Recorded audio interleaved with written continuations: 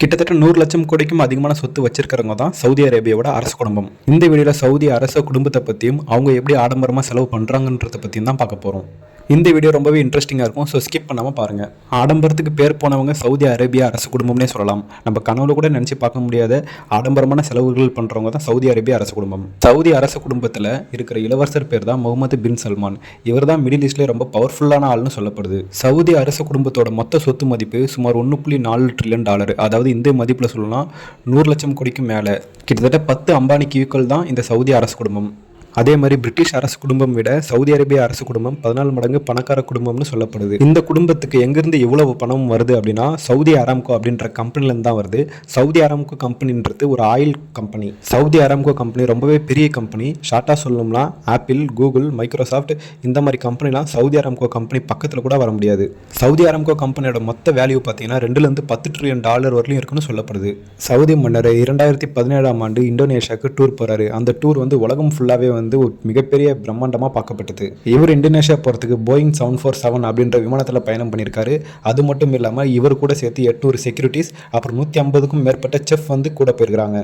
இவர் இந்தோனேஷியாவுக்கு டூர் போகும்போது இவர் தனி விமானத்திலையும், அதுக்கப்புறம் இவர் கூட வேலை செய்கிறவங்க தனி விமானத்திலையும், அதுக்கப்புறம் இவரோட லக்கேஜஸ் மட்டுமே ஒரு தனி விமானத்திலையும் வந்ததாக சொல்லப்படுது. மொத்தமாக 3 ஃப்ளைட்டில் இவர் இந்தோனேஷியாவுக்கு பயணம் பண்ணியிருக்கிறாரு. சவுதி அரசர் வச்சிருக்க போயிங் 747 ரக விமானத்தில் 600 பேர் வரலையும் பயணம் செய்யலாம். ஆனால் இந்த விமானத்தில் சவுதி அரசு குடும்பத்துக்கு மட்டுமே அனுமதி. இந்த போயிங் 747 விமானத்தில் bedroom, kitchen, conference hall, mini theatre முதற்கொண்டு இருக்கிறதா சொல்லப்படுது. இந்த விமானத்தை பறக்கும் பேலஸ்னே சொல்லலாம். ஏன்னா அவ்வளவு பிரம்மாண்டமான வசதிகள் உள்ளே இருக்கும். நம்மளாம் விமானத்தில் பயணம் பண்ணும்போது 10 to 30 கிலோ வரையும் தான் லக்கேஜ் எடுத்துட்டு போக முடியும். ஆனால் சவுதி அரசர் இந்தோனேஷியா பயணத்தின் போது கிட்டத்தட்ட 5,60,000 கிலோ வரலையும் லக்கேஜ் எடுத்துட்டு போயிருக்காரு. இவ்வளவு லக்கேஜை 4 கார்கோ ஃப்ளைட்டில் எடுத்துகிட்டு வந்திருக்காரு சவுதி அரசர். அந்த கார்கோ ஃப்ளைட்ஸில் 2 மெர்சிடிஸ் பென்ஸ் வந்திருக்கு. அதே மாதிரி சவுதி அரசர் ஃப்ளைட்லேருந்து கீழே இறங்குறதுக்கு கோல்டன் பிளேட்டட் எஸ்கலேட்டரும் வந்திருக்கு. இவ்வளவு லாஜிஸ்டிக்ஸை ஹேண்டில் பண்ணவே கார்கோ நிறுவனம் கிட்டத்தட்ட 500க்கும் மேற்பட்ட ஒர்க்கர்ஸ் தற்காலிகமாக வேலைக்கு சேர்த்துருக்காங்க. ஸோ இவ்வளவு பிரம்மாண்டமாக இந்தோனேஷியாவுக்கு சவுதி அரசர் டூர் போயிருக்காரு. இதே மாதிரி ஜப்பானுக்கும் ஒரு தடவை ரொம்ப ஆடம்பரமாக சவுதி அரசர் டூர் போயிருக்காரு. அங்கே போகும்போது 100 லெமுசியா கார், 7 விமானம், 1500 வேலையாட்கள் அப்படின்னு ஒரு படையவே திரட்டிட்டு போயிருக்காரு. ஜப்பானில் இருக்கிறதுலே காஸ்ட்லியான 5 ஸ்டார் ஹோட்டலை இவர் வாடகை எடுத்ததா சொல்லப்படுது.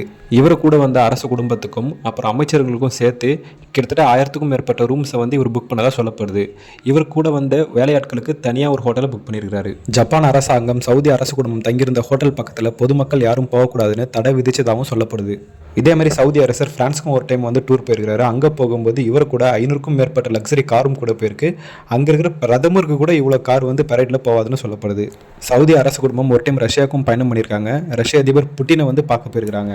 இவர் ரஷ்யா பயணத்தின் போது இவர் தனியாக 747 போயிங் ரக விமானத்திலையும் அது கூட சேர்த்து 10 கார்கோ ஃபிளைட்ஸில் லக்கேஜஸும் வந்ததா சொல்லப்படுது. ரஷ்ய பயணத்தின் போது இவர் தங்கறதுக்காக ஹோட்டல் செலவு மட்டுமே 30 கோடியை தாண்டும்னு சொல்லப்படுது. 2014ஆம் ஆண்டு அப்போதைய அமெரிக்க பிரதமர் பராக் ஒபாமாவை சவுதி அரசர் சந்திக்கலான்னு போயிருக்காரு. அப்படி போகும்போது வாஷிங்டன் டிசியில் இருக்கிறதுலே மிகவும் பிரபலமான 4 சீசன் ஹோட்டலை இவர் வாடகைக்கு எடுத்துருக்காரு. அந்த ஹோட்டலில் இருக்கிற மொத்தம் 222 ரூமையும் இவர் வாடகைக்கு எடுத்துருக்காரு. அது மட்டும் இல்லாமல் அங்கே இருக்கிற ஃபால் சீலிங், ஃபர்னிச்சர் அப்படின்னு எல்லாத்தையுமே அரேபியன் ஸ்டைலில் மாற்றிருக்காரு. ஆல்சோ முகம் பார்க்குற கண்ணாடியிலேருந்து டாய்லெட் வரலையும் மொத்தத்தையும் தங்கத்திலேயே மாற்றிருக்காரு. அந்த ஹோட்டலே தங்க பேலஸாக மாற்றிருக்காரு சவுதி அரசர். சவுதி அரசரோட பையன் முகமது பின் சல்மான் ஒரு தடவை அமெரிக்காவில் இருக்கிற லாஸ் ஏஞ்சல்ஸ் நகரத்துக்கு பயணம் செஞ்சிருக்காரு. புலிக்கு பிறந்தது பூனை ஆகுமா அப்படின்ற கதையா இவரும் லாஸ் ஏஞ்சல்ஸ் நகரத்தை ஒரு கலக்கிறாரு. லாஸ் ஏஞ்சல்ஸ் சிட்டியில் இருக்கிற 4 சீசன் ஹோட்டலில் 300 அறைகளையும் இவர் வாடகை எடுத்துருக்காரு. இவர் அங்கே போகிறதுக்கு முன்னாடியே 4 சீசன் ஹோட்டலில் இருக்கிற இன்டீரியர் எல்லாமே அரேபியன் ஸ்டைலில் மாற்றிருக்காங்க.